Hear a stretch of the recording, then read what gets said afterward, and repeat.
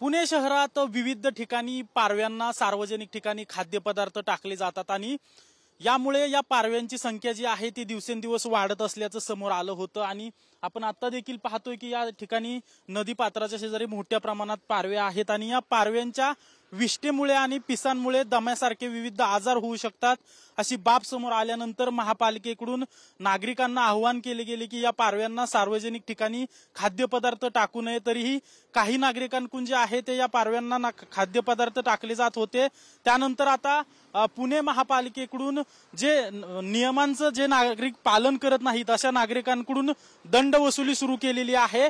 शहरातील 15 क्षेत्रीय जे विभाग आहेत त्या विभागांमध्ये ज्या ठिकाणी पारव्यांना खाद्यपदार्थ टाकले जातात अशा ठिकाणी महापालिकेचे कर्मचारी जे आहेत ते नागरिकांना ज्या ज्या ठिकाणी पारव्यांना खाद्यपदार्थ टाकले जातात अशा ठिकाणी जात नागरिकांना 500 ते 5000 रुपयाचा दंड बजावत आहेत। आणि या पारव्यांमुळे जे दम्यासारखे आजार होत आहेत त्यामुळे नागरिकांना त्रास होऊ नये यासाठी महापालिकेकडून असे नियम लावले गेले असल्याचं महापालिकेकडून सांगण्यात येते। त्यामुळे आता जे नागरिक या पारव्यांना खाद्यपदार्थ टाकतायत त्या नागरिकांना आवाहन करण्यात येते की या पारव्यांमुळे दम्यासारखे आजार होऊ शकतात आणि खाद्यपदार्थ टाकल्यामुळे यांची संख्या देखील मोठ्या प्रमाणात वाढत आहे। त्यामुळे खाद्यपदार्थ न टाकण्याचं आव्हान नागरिकांना केलं जात आहे आणि या नियमांचं जर पालन केलं नाही तर 500 ते 5000 रुपयांचा दंड देखील आकारण्यात येणार असल्याचं महापालिकेकडून सांगण्यात आलंय।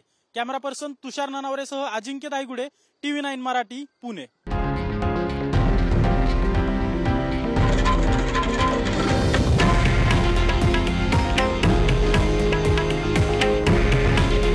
हे आहे देशातील नंबर 1 न्यूज नेटवर्क आणि आपण पाहत आहात TV9 मराठी। काळजी तुमची, हित महाराष्ट्राचं।